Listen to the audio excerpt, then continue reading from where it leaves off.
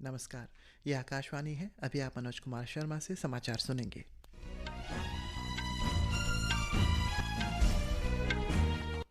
पहले मुख्य समाचार।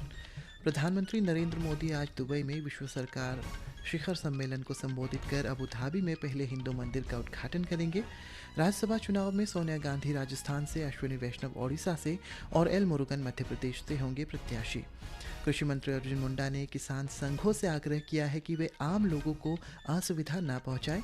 शिक्षा मंत्री धर्मेंद्र प्रधान ने कहा, अपार भारत में विद्यार्थियों के लिए आकांक्षी और वैश्विक दस्तावेज होगा साबित। और वसंत पंचमी आज देश के विभिन्न भागों में श्रद्धा, आस्था और उल्लास के साथ मनाई जा रही है। अब समाचार विस्तार से। प्रधानमंत्री नरेंद्र मोदी ने आज दुबई में संयुक्त अरब अमीरात के उपराष्ट्रपति, प्रधानमंत्री और रक्षा मंत्री शेख मोहम्मद बिन राशिद अल मख्तूम के साथ वार्ता की। बैठक में दोनों देशों के बीच साझेदारी और मजबूत करने पर विचार विमर्श हुआ। बैठक के बाद श्री मोदी नवाचार बाजार स्थल भारत मार्ट का वर्चुअल उद्घाटन करेंगे। इसका उद्देश्य भारतीय उत्पादों को वैश्विक स्तर पर लाना और दोनों देशों के बीच व्यापारिक संबंध बढ़ाना है। प्रधानमंत्री मोदी आज दुबई में विश्व सरकार शिखर सम्मेलन में वैश्विक नेताओं को संबोधित करेंगे और अबू धाबी में बोचासन वासी अक्षर पुरुषोत्तम स्वामी नारायण संस्था मंदिर का उद्घाटन भी करेंगे। श्री मोदी ने मंदिर निर्माण के निमित्त भूमि आवंटन करने के लिए संयुक्त अरब अमीरात के राष्ट्रपति शेख मोहम्मद बिन जायद अल नह्यान के अनुग्रह के व्यक्तिगत और सहयोग के लिए आभार व्यक्त किया। यह अबू धाबी में पहला हिंदू मंदिर है। राष्ट्रपति द्रौपदी मुर्मू ने सार्वजनिक परीक्षा कदाचार रोकथाम विधेयक 2024 को मंजूरी दे दी है। संसद ने हाल में संपन्न बजट सत्र में यह विधेयक पारित किया था। विधेयक का उद्देश्य सार्वजनिक परीक्षाओं में धांधली और अनुचित तरीकों का इस्तेमाल रोकना है। सार्वजनिक परीक्षा से तात्पर्य संघ लोक सेवा आयोग, कर्मचारी चयन आयोग, रेलवे भर्ती बोर्ड, राष्ट्रीय परीक्षा एजेंसी और केंद्र सरकार के विभागों द्वारा संचालित परीक्षाओं से है। अनुचित तरीकों से प्रश्न पत्र या उत्तर लीक होना, परीक्षा के दौरान उम्मीदवार तक मदद पहुंचाना, कंप्यूटर नेटवर्क की टेम्परिंग, फर्जी परीक्षा आयोजित करना, फर्जी प्रवेश पत्र जारी करना शामिल है। इस विधेयक का उद्देश्य सार्वजनिक परीक्षा प्रणाली में पारदर्शिता, निष्पक्षता और विश्वसनीयता बहाल करना तथा युवाओं में ये भरोसा जगाना है कि उनके ईमानदार और निष्ठापूर्ण प्रयासों का समुचित प्रतिफल मिलेगा और उनका भविष्य सुरक्षित रहेगा। विधेयक में अपराध साबित होने पर 3 से 10 वर्ष तक के कारावास और 10 लाख के लिए सर 1 करोड़ रुपए तक जुर्माना का प्रावधान है। इस विधेयक के तहत आने वाले सभी अपराध संज्ञेय, गैर जमानतीय और गैर समाध्येय होंगे। केंद्रीय पशुपालन और दुग्ध विकास मंत्री पुरुषोत्तम रुपाला ने आज नई दिल्ली में पशुपालन बुनियादी ढांचा विकास कोष के नए पोर्टल का शुभारंभ किया। उन्होंने इसका रेडियो जिंगल भी जारी किया। ये कोष पशुपालन क्षेत्र के सूक्ष्म, लघु और मध्यम उद्यमों की सहायता के लिए ऋण गारंटी योजना है, जिसमें कोलेटरल की आवश्यकता नहीं होगी। श्री रूपाला ने कहा है कि सरकार ने 2025-26 तक के लिए 30,000 करोड़ रुपए के परिव्यय के ये कोष जारी किया है। उन्होंने बताया है कि पशुपालन क्षेत्र में उत्पादन बढ़ाने के लिए अनेक उपाय किए गए हैं, जिसमें भारत का पशुपालन क्षेत्र काफ़ी अच्छा प्रदर्शन कर रहा है। कांग्रेस के वरिष्ठ नेता सोनिया गांधी ने आज राजस्थान से राज्यसभा चुनाव के लिए नामांकन भरा। उन्होंने राजस्थान विधानसभा में रिटर्निंग ऑफिसर को नामांकन पत्र सौंपा। इस अवसर पर कांग्रेस नेता राहुल गांधी, पूर्व मुख्यमंत्री अशोक गहलोत, प्रदेश कांग्रेस अध्यक्ष गोविंद सिंह, विपक्ष के नेता टीकाराम जूली भी मौजूद थे।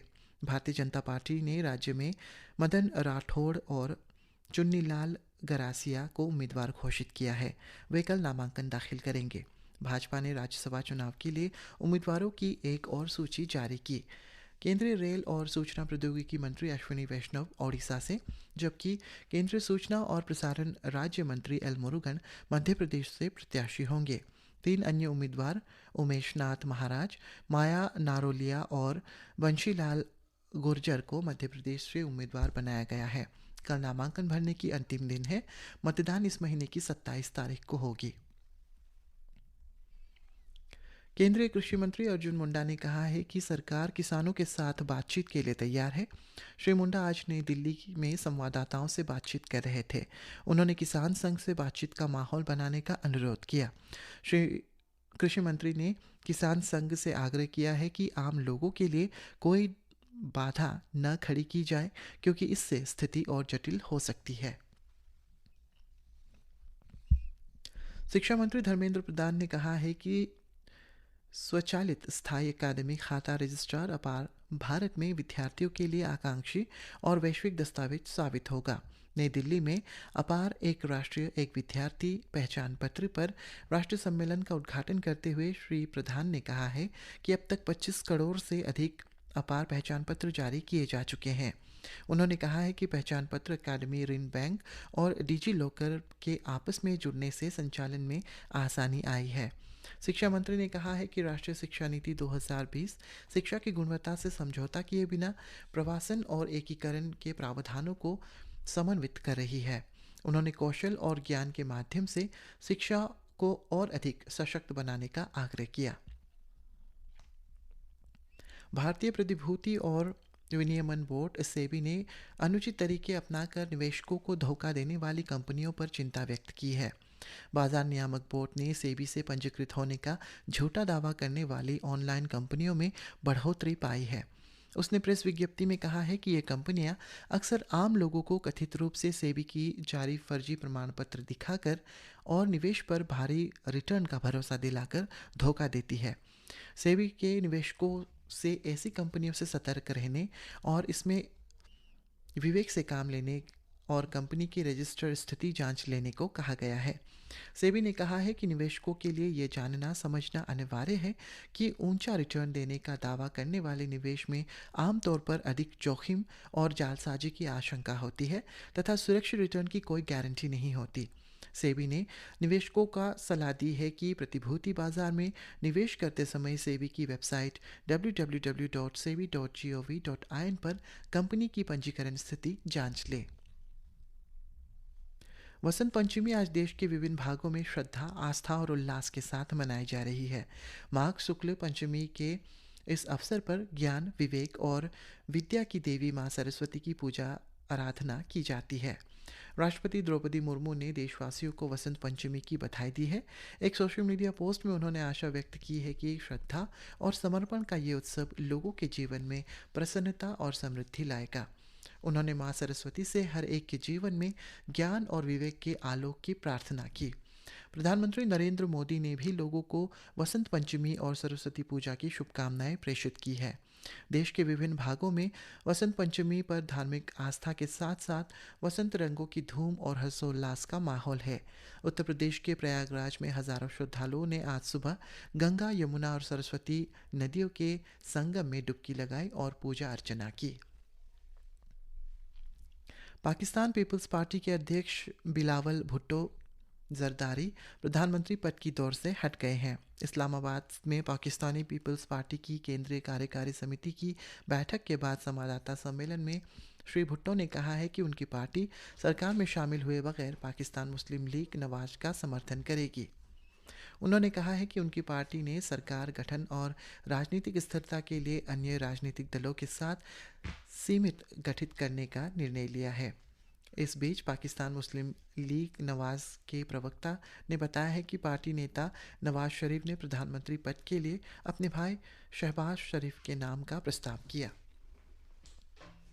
संतोष ट्रॉफी 2024 की 77वीं राष्ट्रीय फुटबॉल प्रतियोगिता के अंतिम दौर के मैच अरुणाचल प्रदेश में आयोजित की जाएंगी। चैंपियनशिप 21 फरवरी से 9 मार्च तक ईटानगर में यूपिया के गोल्डन जुबली आउटडोर स्टेडियम में होगी। मुख्यमंत्री पेमा खांडू ने आज स्टेडियम का दौरा किया और टूर्नामेंट की तैयारियों का जायजा लिया।